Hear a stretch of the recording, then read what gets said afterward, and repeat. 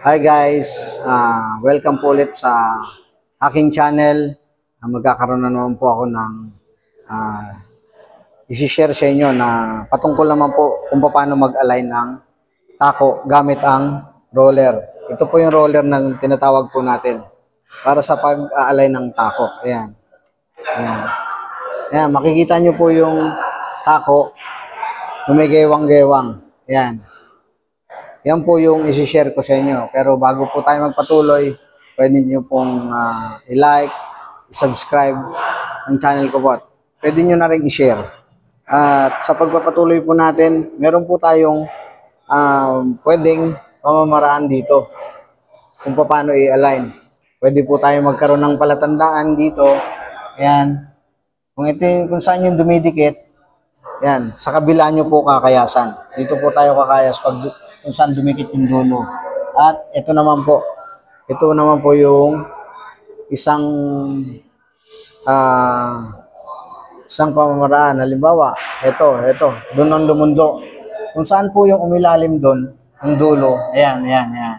Dito naman po tayo magkakaya sa taas. Kung saan umilalim yung dulo, ayan, malinaw na malinaw po. Dito naman po tayo magkakayas. Lalagyan po natin ng palatandaan. Pero nakikita nyo po yan, gewang na gewang po yan. Ayan. Kitang-kita po, wala po sa align yan. Ayan. Kung saan po bumaba yan, dito po tayo magkakayas. Sa siya po tayo magkakayas, magbabawas. Ayan. Lalagyan nyo po yan ng palatandaan bago nyo po. Ayan. Ito po yung tinandaan natin. Dito po tayo magkakayas. Ayan. Dito po. Ayan. Ang pagkayas po, paunti-unti lang, kailangan pa-flat. Hindi nyo kailangan kayasin ng palalim. Kailangan pa-flat lang. Ayan.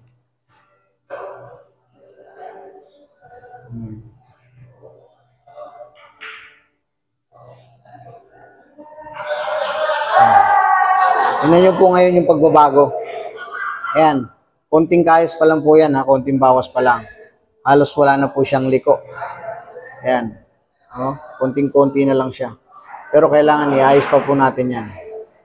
Ganun lang po pagkayas. Ayan. Hanapin nyo po ulit yung lundo, kung saan siya lumundo. Dito nyo sa kabila, babawasan. Ayan.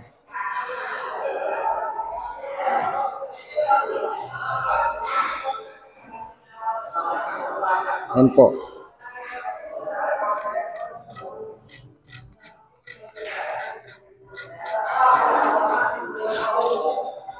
Yan.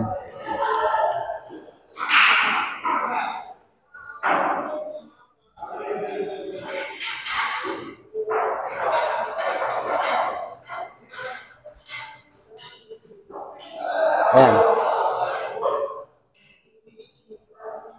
Ayan, tingnan nyo po yung dulo. Ayan. Ayan. Ayan. Ayan po, medyo naalis na po natin yung gewang-gewang. Tingnan nyo po. Ayan po ang isang pamamaraan sa pagkakayas gamit ang roller. At abangan nyo po yung part 2. May part 2 po tayo kung paano naman po magkayas o paano mag-align ng tako na wala pong roller. Ang gagamitin naman po natin yung mesa. Ayan. Kaya sa mga nakapanood po ng video na to, pwede nyo pong i-like, subscribe, at yung notification bell, i-hit nyo po yung all para sa lahat po ng mga video na ilalabas ko, ma-notify din po kayo lahat. Kasi marami pa po tayong isi-share na kaalaman patungkol po sa tako. Ayan. Maraming salamat po ulit. Nimrod Sinisakyus. Sports and Music. Thank you.